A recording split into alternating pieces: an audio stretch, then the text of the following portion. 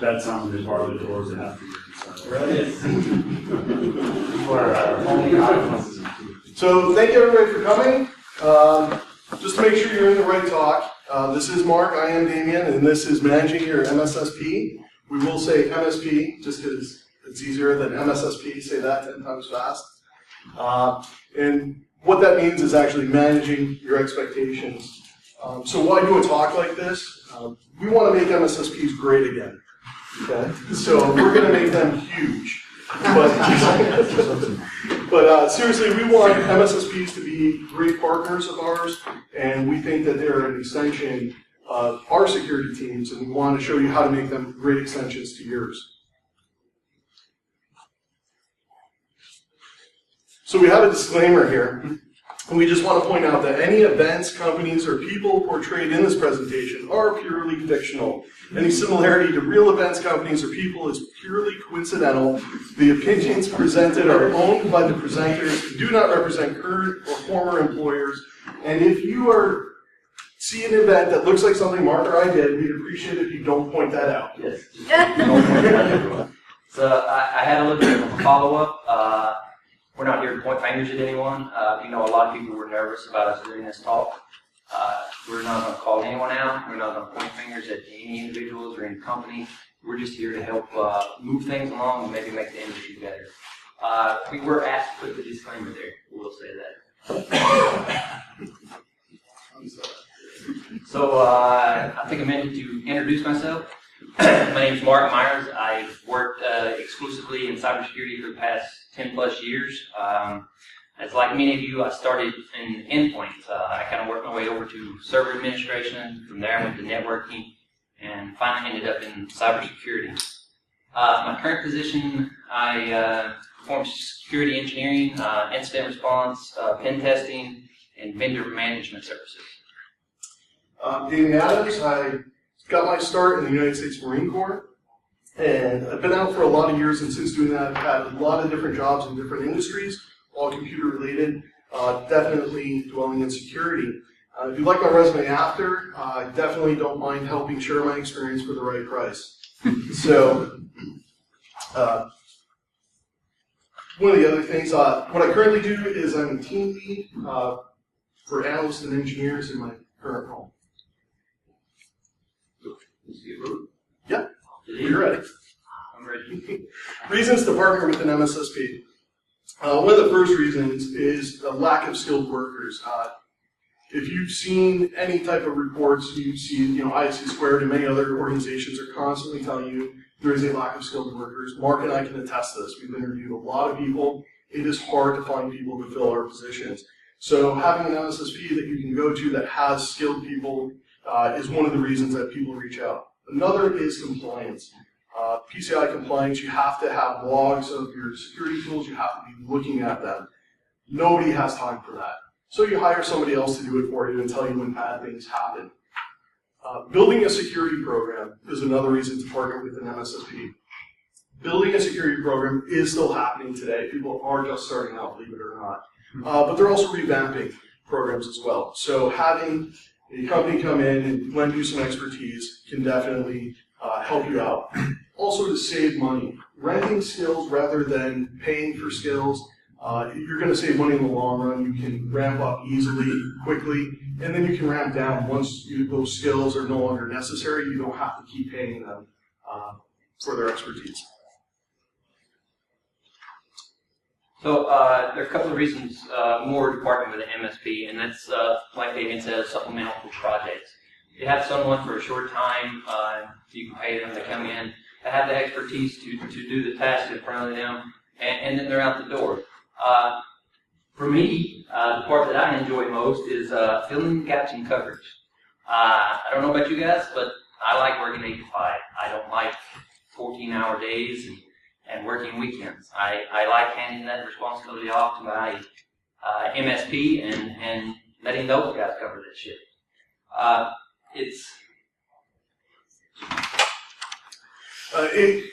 Definitely, you can also, if you have a new product that you're implementing, Professional services will come in, they'll get it put in the network for you and put in place, but they may not help you manage it day to day. And so the MSSP can definitely help with that.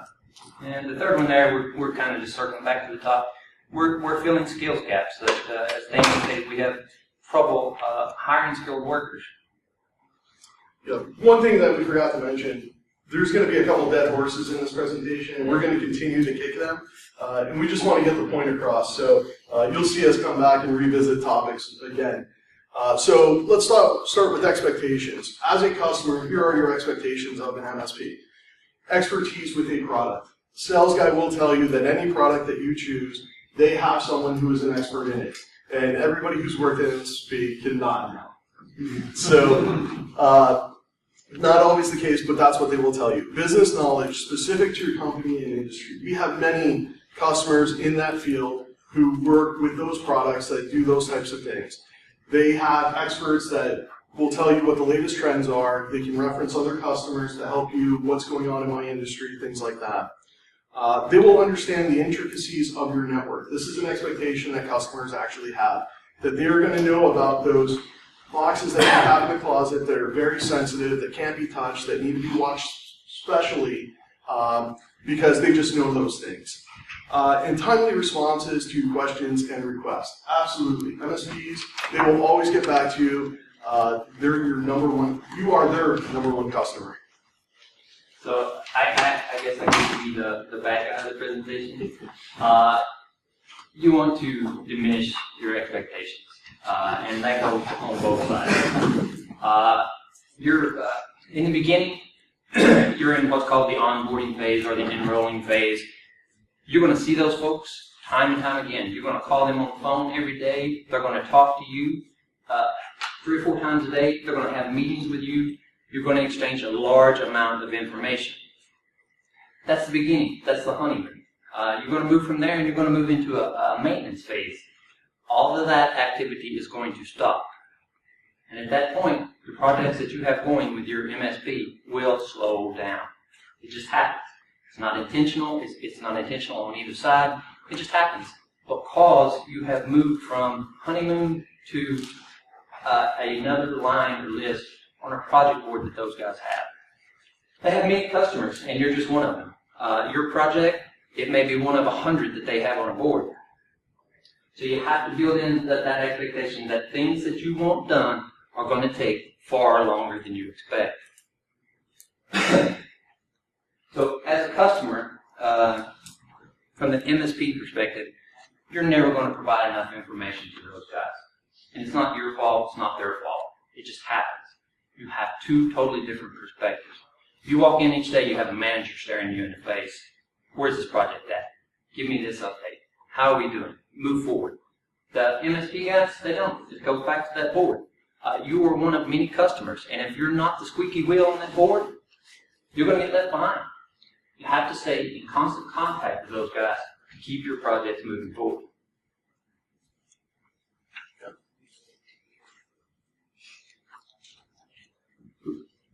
So, how do you keep those projects moving forward?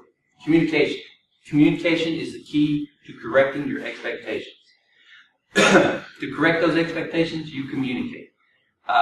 When you hire an MSP, it's not just hand those guys the keys and walk away. You can't do that. They have to be managed just like any other resource that you have internally. The only difference is you're not going to see them every day.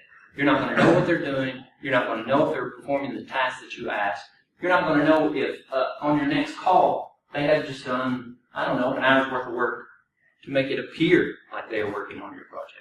Don't get me wrong, I'm not bashing MSPs. It's just something that happens. They're very, very busy. So from that perspective, we have different goals. The MSP's goal is to partner with you, provide you services, and to make money. Your goal as a customer is to secure your environment. Not necessarily the same goals. So you have to come to a place where you can win-win with both of you. Your MSP has to be able to win, and you have to be able to secure your environment as a customer.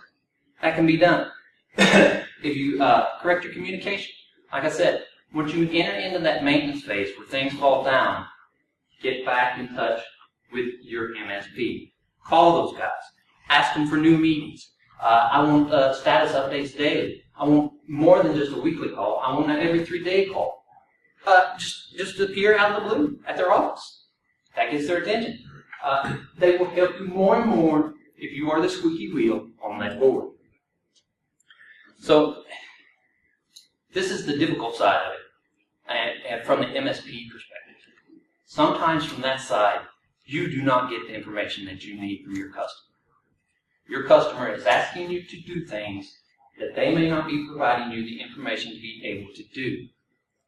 That is where you have to have a strong MSP that will stand up to the customer and say, hey, look, we're not communicating well. We need to get back on track. We need to have more meetings. You have got to provide us with more information so that we can perform the tasks that you're asking us to perform.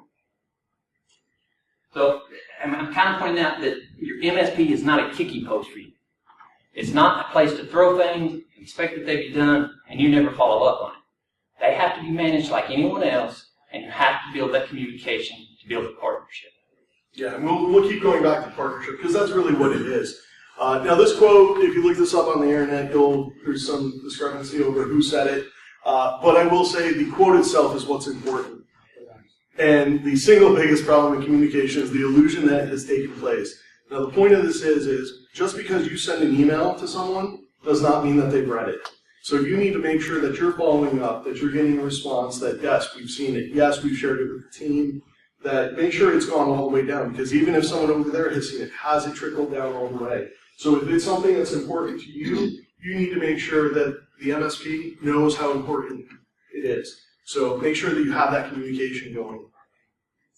One of the other problems with communication is global responses. Now, this drives me crazy. It drives a bunch of us crazy because for a couple of reasons. To start with, sending me alerts about an ATM attack in Brazil because I'm a financial company is not necessarily relevant to me, especially if I don't have ATMs. Maybe I'm just an investment firm. So having that kind of information just wastes my time, and you're not targeting the information to me directly. The same thing goes if they're managing, say, a SIM for you, if they have rules that are globally applied. All of our customers have this. Well, but all of your customers don't do what I do. So global responses are a problem. They're something that you need to work with your MSP on to get rid of those. Another problem that can happen is confusion with communication.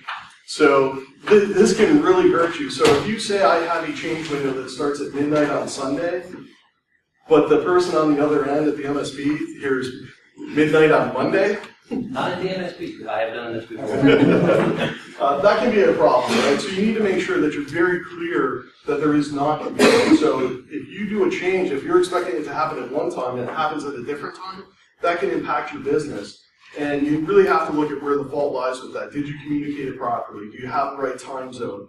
And again, that goes back and forth both ways. The person making the change should verify, but you should also be very clear in what you're asking them to do and when. The other thing that sometimes you will get is silence. You will send an email, you will leave phone messages, you're looking for a status update, and you hear nothing back. This is a problem. This is something you need to address with the MSP.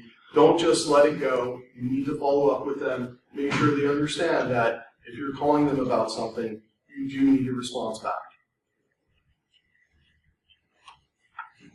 So, Back to staffing issues. I'll let Damien remember this.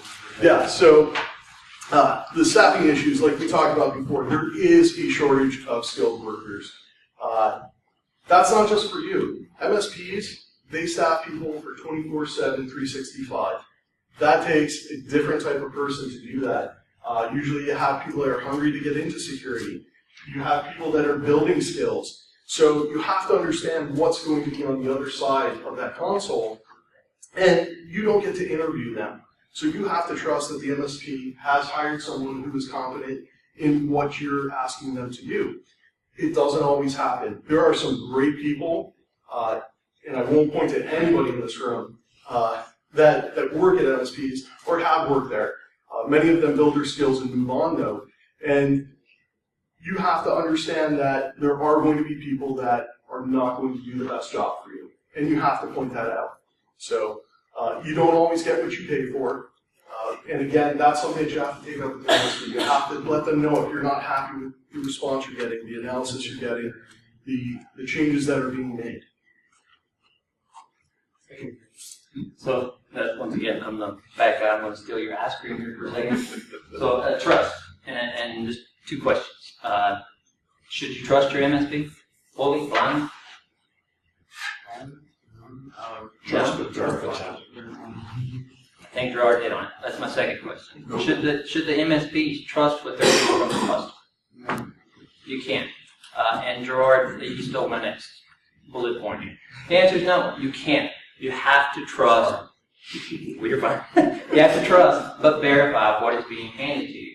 You are going to see bad recommendations again and again. And it's not just from the MSP. Let me point that out. You're going to see them from entry-level people in your organization. They're going to give you bad recommendations. You're going to see those same bad recommendations come from the MSP. So, in order to avoid this issue, what we've done, and Sean's not here, but I'm giving kudos. We have a guy in our current environment named Sean. Sean is our stopgap.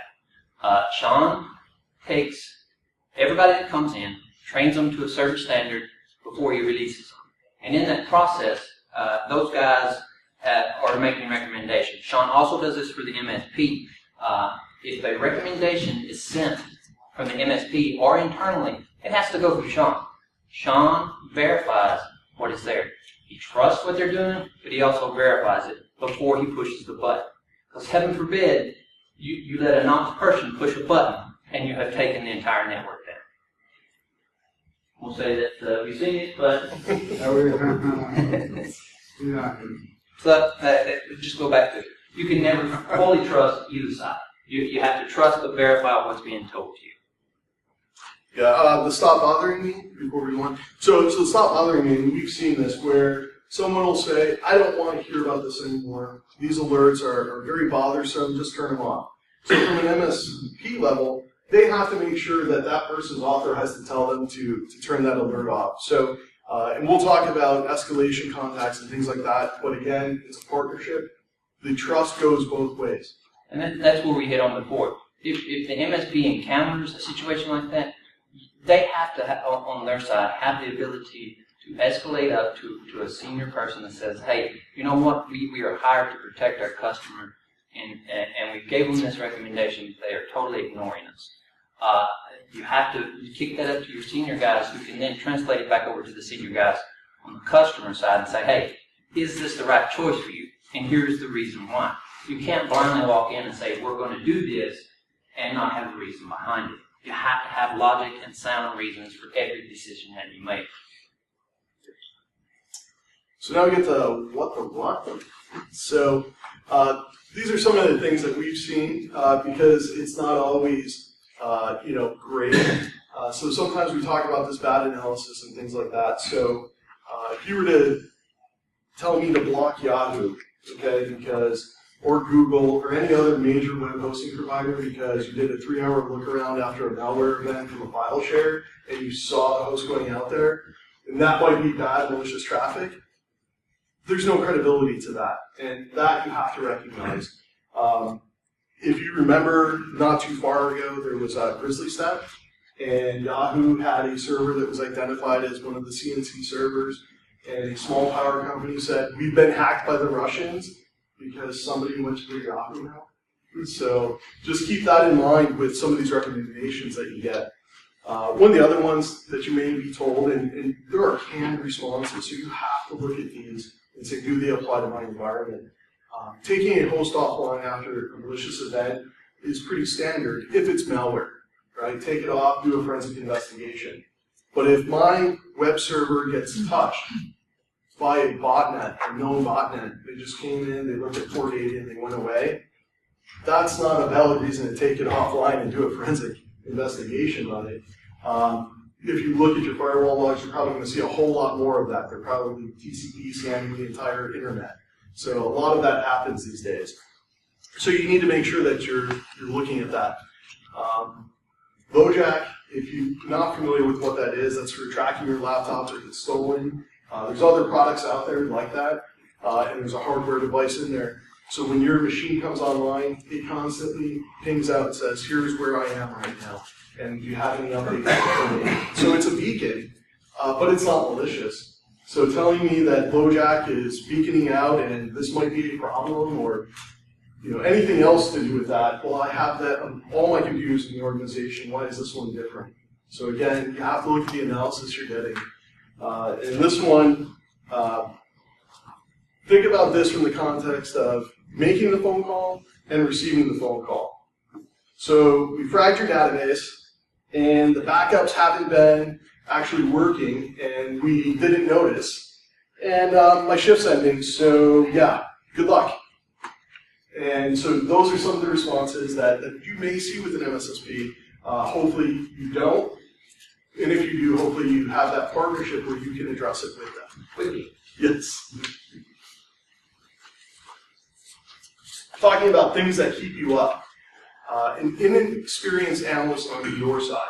So as a customer, when you get those canned responses from the MSP, they're going to tell you, take that host offline. They're going to tell you should quarantine things and make other types of changes. What you need to make sure, what keeps me up is when we have an analyst who takes that and doesn't do the verification like Mark talked about. That they just go through and say, oh, I'm going to take this host offline, and what that does to your network, how does it affect it? So that's one of the things that definitely can keep you up. An inexperienced analyst on their side, depending on what access you've given them, what they're managing for you, they could make a change. If there's a change going on and there's an upgrade going on, you may not be able to sleep while that's happening until you know that that upgrade's done completely. So even though you've hired them to help with you, so you don't have to stay up late at night or do 14-hour days, these things may still keep you up. And then what are you missing? What have you not asked the MSP to do? What have they not come to you and said, we need to do this? Those are the things that definitely keep me up and looking at. So you're constantly thinking, what else should we be looking at? Spend some time thinking about what else is out there in your environment that you need to do. So the reality of this slide is Mark had a great yoga pose, and so we wanted to do a silhouette of it. And I could never possibly get into a yoga position, so that's about as close as I could get. But reaching MSSP Nirvana, it is possible. I won't say that we have ever achieved it yet, but we certainly strive for it. And it goes back to being a partnership. So when you're working with them, make sure you're getting what you need out of the relationship. Make sure that all the things that you need are taken care of, specific to your company. Again, don't accept globally. Are you giving them what they need? Have you provided them the tools to be successful? Make sure that you're asking those questions, make sure you're having those questions answered. And change the things that you can. You do not have to accept that every customer does it like this as an answer. That is crazy, right? You can go back and say, that does not apply to me. You can ask the MSP to change. And a lot of times they will listen. They may say, we've never had anyone ask me this. And I'll tell you, that's one of the reasons Mark and I wanted to do this, because we're tired of hearing no one's ever asked us this. We want people to ask their MSPs to change. We want them to ask them to be better, to do more than just canned responses. Let's work on that partnership and become better together. Challenge them to do more for you, specific to your business. So this one's kind of hits home to me. Intellectual property or intellectual processes. In the past, I've been a little offended because I've asked for things from MSPs and been told that it was not possible. I specifically laid out things that I wanted done and asked for, and those things were said, no, we don't do that, we can't do that. But come back a few weeks later, a few months later, and have that same intellectual property handed back to you. That's something that they now do. I found it a little offensive on my side. It's just me. I was like, I came up with that, and we're going to share. But that's what we're hitting on here. You have to be willing to share your knowledge. You have to be willing to share your intellectual property with the MSP because you are in a partnership with that MSP. You have to come to the realization that whether you like it or not, that sales guy told you MSP can do X, MSP can't do X. So at that point, you have to have your senior staff step in and say, we can train you guys how to do this. And we will train you guys how to do that. It's just part of the request of doing business with an MSP. There's no choice in the matter. You have to do it. And there's a couple of reasons why. They may have a tool that, or you may have a tool that they've never seen before. They don't know exactly how it's working. They don't know how to set it up. So if you have that knowledge, you have to share it with the MSP. It may come down to the way that you have your tools configured, and you may have them configured that way for a reason. You may be protecting something that the MSP cannot see. So you must train those guys in that instance. You must go back and say, okay, put that pride, put that ego aside and say, we are in this for the long haul together. So in order to do that, you have to teach each other. You have to teach the MSP what you want them to do. You have to share the knowledge that you have in your head to move them forward. Because in the end, you're moving everybody forward. You're moving your business forward to being more secure. You're moving the MSP forward to be more forward-thinking in whatever they're doing. So it's the partnership that you have. You're working on it. You're growing it. You're teaching each other. It's not just a one-way thing.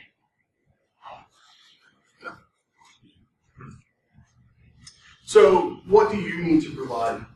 So there are some things as a customer you can provide MSPs to help make their job easier, to help them be better for you. So we'll start with cheat sheets.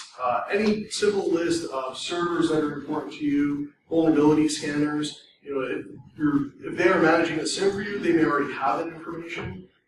They may have set up whitelists for you, but point it out to them. If that stuff changes, give that back to them. Tell them who the admins in your organization are so that they can watch for access from those people. They can do other things with it, as well as network diagrams.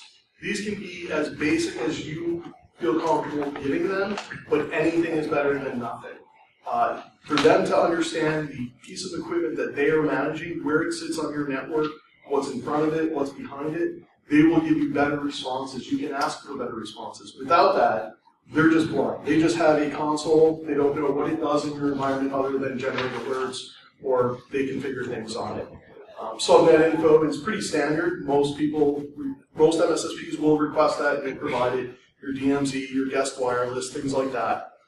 Make sure they have points of contact, not just within your team, but if they need to escalate something, if they can't get a hold of anyone, who do they call? So if you want to have 3 to 4 layers of points of contact so that if there's something going on, they make sure that they can get the information out there. And the final thing is protection. And this is actually very serious, is do not badmouth your MSSP outside of your team. If you want to do it behind a closed door, you guys have a pure talk, you want to get the MSSP on the phone and you want to have at it with them, that is fine. But when you leave that room, the rest of the organization should not hear bad things. This is a partnership. They're an extension of your team. And when you go out there and say, man, these guys are horrible, they're doing a very bad job, things like that, you're saying that you're doing a bad job because you're working with them. And then they're not going to trust the information provided, and they're not going to trust you. And so it just eventually erodes that relationship. So you want to make sure that you're protecting them and taking care of them. And again, behind closed doors, you can have those conversations and be very frank with them. But other people, it's like a family. You can have brothers and sisters, you can pick on them yourselves, but nobody outside the family can. And I'll extend that a little further. You have to protect your MSP from other people in your organization that will reach out to them and request things from them that you are not aware of. You have to be that funnel of contact between your relationship and the MSP. You can't have, say, the network team reach out and say, hey, you know what, we need to do this and we need you to do it right now. That's part of the protection. All of that communication through the security department so that you are fully aware of what's going on. And you protect those guys from making any mistakes that they're being told by a networking VP to do. So what you need to ask for, and MSSPs may disagree with this, but I think it's an important point. Proof of knowledge. Now we talked about it. Sales guys will tell you they do everything. They have an expert in everything. But you as a customer, you want to trust but verify. So ask for customer references. Who else have you done this, managed this product for that I can talk to about it? Do you have proof of someone being trained on this? Do you have certifications that we can see that we know that we're putting qualified people, their hands on that keyboard? So again, that's a touchy thing. You may get pushback, but it's up to you how far you want to push that. Escalation contacts. Again, if you're having a problem with the person you're dealing with, whoever your account rep is, make sure you know who you can call when something's not getting answered in a timely fashion, or you have an emergency that really you need someone and no one's answering the phone. Don't be afraid to ask for replacements. This is a business. We are not worried about hurting people's feelings. They may get hurt, but you can go back to the MSSP and say, this person is not meeting my needs. I need them taken off my account, and I need someone else to fill that role. It's not a pleasant conversation. We don't like doing it, but you still have that right. You have that. You need to do that for your business. And finally, clear SLAs. Make sure that you're very clear as to what the response times will be for requests, for alerts, whatever it is they're managing for you. And there is a soft period where those SLAs are not really enforced, but make sure they know that you're watching them. Make sure that, hey, we're not going to start enforcing this for 2 months, 3 months until we get everything under our feet, but make sure they know when they go over that, so that you establish that clear communication that we are monitoring this. Being realistic, and this goes back to training people, and it's not just a problem for the MSPs. The MSPs will hire novice people, because as we spoke of earlier, some people like me and others in the room, they don't want to work third shift. So they hire those novice people to come in and fill those positions, and over a period of time, those skills improve greatly. Because believe me, if you want to learn a lot, work at MSP. You will learn tons. But therein lies the problem. You hire somebody at this novice level from the MSP, and then 6 months from now, 7 months from now, they're able to walk into an FTE site and say, I have these skills, I have this skill set, and I can prove it to you. And they're able to do that. And they go away from working that third shift. You have to be prepared for that. You have to be prepared in your environment that you are going to repeat yourself time and time again. You are going to train 12 different people on the same thing. Hopefully, somewhere along that line, somebody documents it, and you can lessen down the training just a little bit, but it is going to happen. You will repeat yourself again and again and again. The third one there is prepare yourself. Prepare yourself for mistakes. Mistakes are going to happen on both sides, everybody's sides. The way around that is, as we discussed earlier, you want that stopgap person, that senior person in the middle there. You have all these people making recommendations, but you've got to have those senior folks that say, no, do not push that button.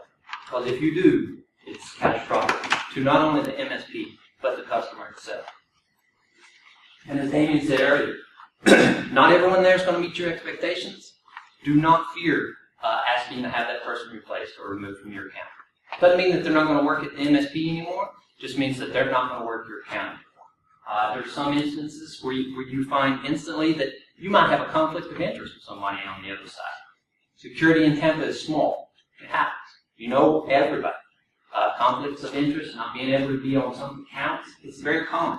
It's not personal, it's business.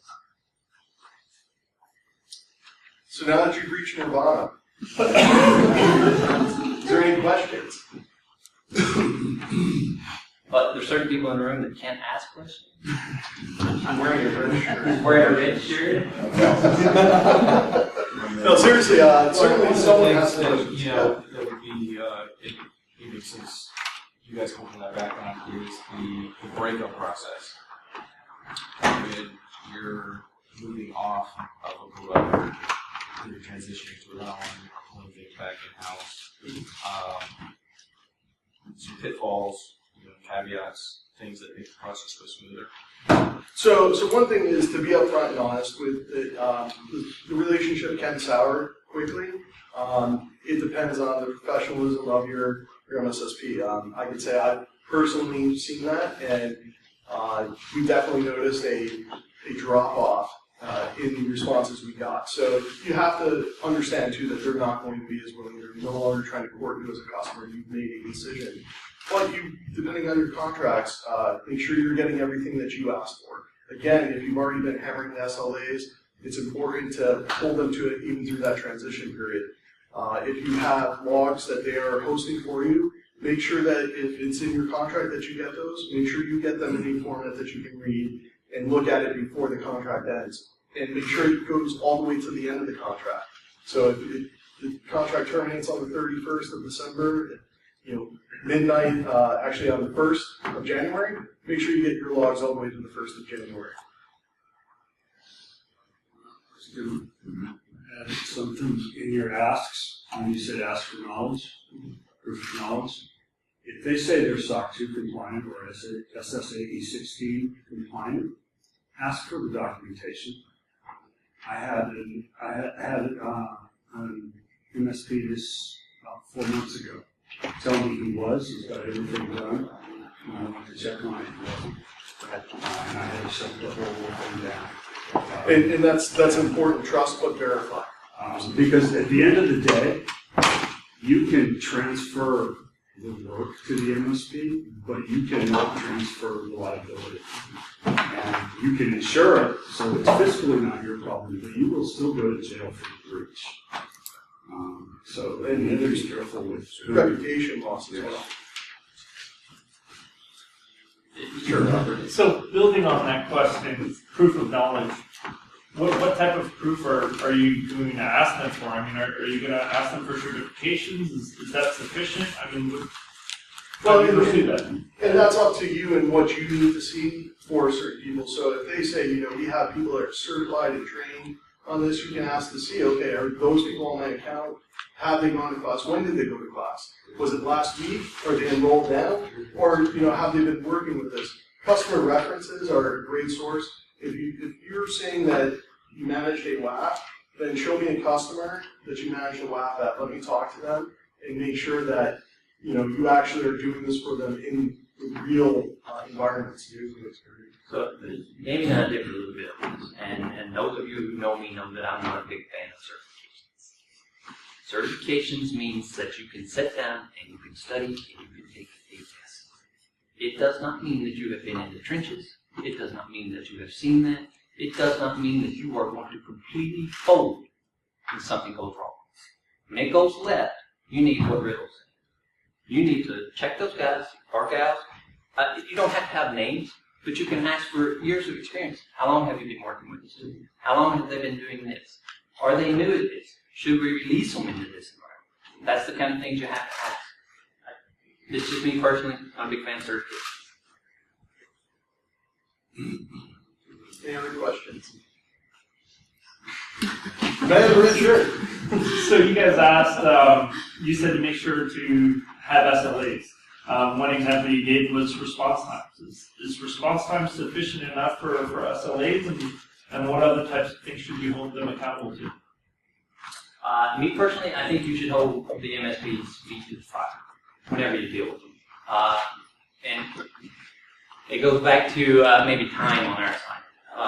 Most of us, as we touched on, are short-staffed. There's just not enough of us, and that's a problem.